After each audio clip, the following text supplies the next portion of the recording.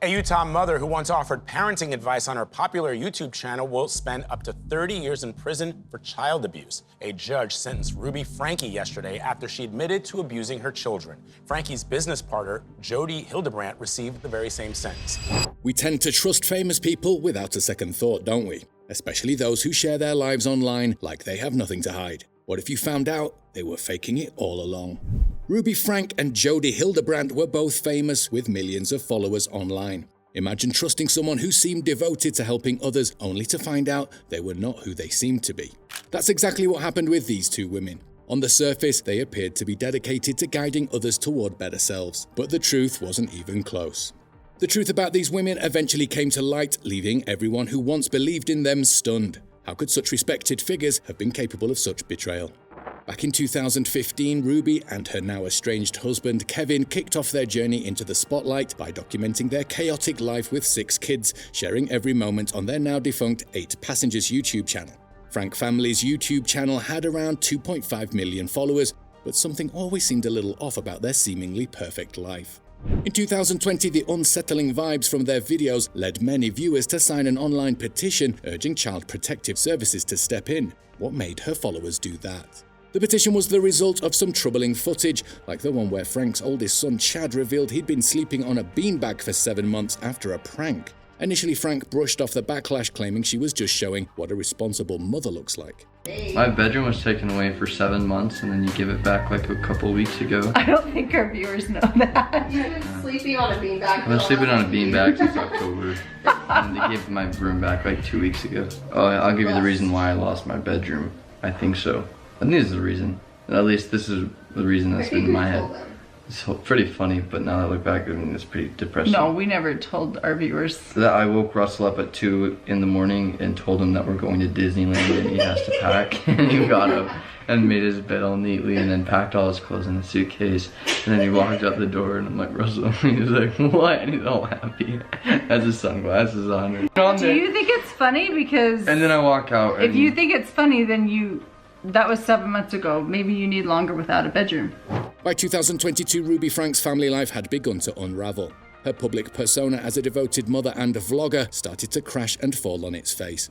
That year, she and her husband Kevin separated and he moved out of the house. The once thriving YouTube channel was deleted, leaving behind many unanswered questions. In the middle of all the online drama, Ruby found herself gravitating towards Jodi Hildebrandt, the counselor who ran Connections. It was basically a business that specialized in mental health coaching and counseling. With her reputation as a trusted advisor, Jodi offered Ruby what seemed like a lifeline, a chance to reinvent herself and continue her work under the guise of helping others.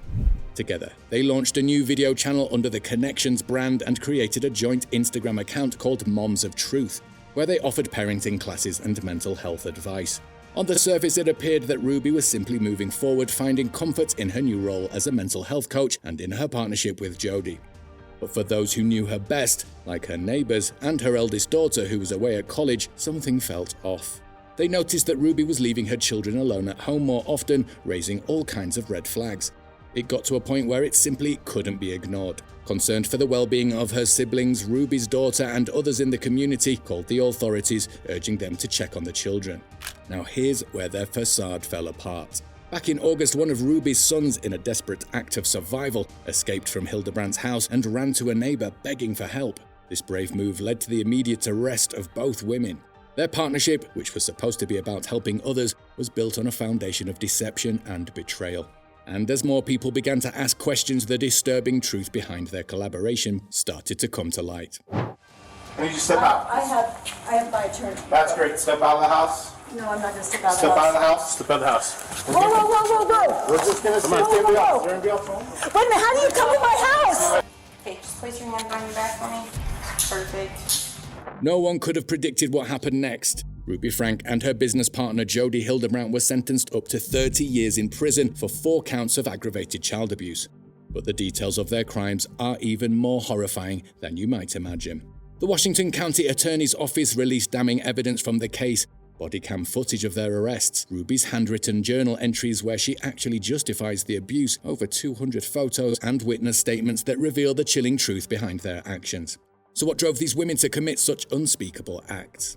According to investigators, it was religious extremism. Frank and Hildebrandt were on a twisted mission to teach Ruby's children how to repent for sins they never committed and how to cast out evil spirits from their innocent bodies. This wasn't just discipline gone wrong, it was a disturbing, calculated form of torture disguised as parenting.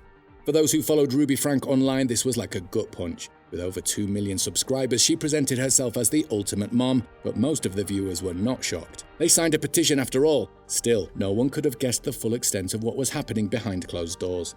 Former patients of Hildebrandt have also come forward, saying her methods did more harm than good, and the content they put out together, it was shockingly homophobic, transphobic, racist, and ableist, leaving many to wonder how these two women ever garnered such a following. In court, they pleaded guilty to 4 counts, sealing their fate as they were sentenced to decades behind bars. It's hard to believe that the same women who once portrayed themselves as model moms could be capable of such horror. The fall of Ruby Franke and Jodi Hildebrandt is an important lesson that not everything or everyone is as it seems. Ruby Franke's diary gave a chilling peek into her twisted mindset, revealing how she justified the abuse of her children. When the Washington County Attorney's Office released evidence from the case, it included multiple pages from Franke's diary, pages that paint a picture of her descent into madness. The earliest entry, dated July 9th, marks the beginning of a series of diary entries where she details the abuse with a cold, almost clinical precision. In these entries, Franke describes forcing her children to sleep on the floor, shaving their heads, holding her son's head underwater while plugging his nose, and starving them. The names of her children were redacted, referred to only as E and R, but the brutality she inflicted is unmistakable. In one particularly disturbing entry, Franke writes that she will not feed the demon, referring to her children. She goes on to call them weak-minded and manipulative, justifying the torture she put them through. Franke's diary entries describe how she forced the kids to perform physically exhausting labor under the scorching sun and kept them isolated from the world. One of Franke's sons was malnourished and had duct tape covering open wounds. This is the same kid that ran for his life.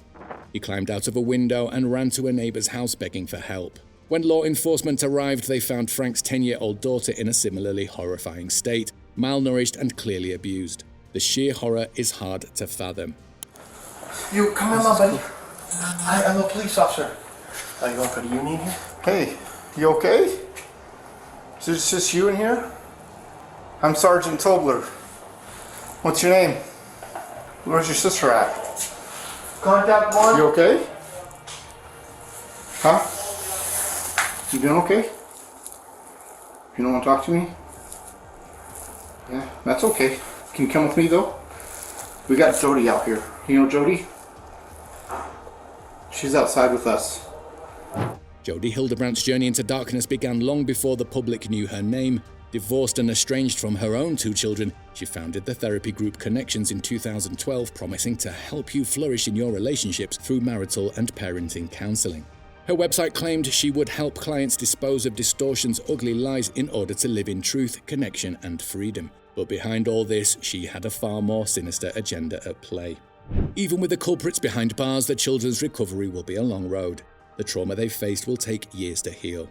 Insiders say that Ruby Franke continued her obsession with Jodi Hildebrandt even behind bars. According to a fellow inmate who shared a jail cell with Ruby for 3 nights, Ruby couldn't stop talking about Jodi. The woman, who has chosen to remain anonymous, claims that Ruby seemed fixated on Hildebrandt, often voicing her frustration that they were being held separately. Some say that Ruby's constant complaints and her apparent longing to be reunited with Jodi shows their twisted bond runs far deeper than anyone might have imagined. What do you think of this case? Let us know your thoughts in the comments below. Subscribe to our channel for more videos from us. See you in the next one.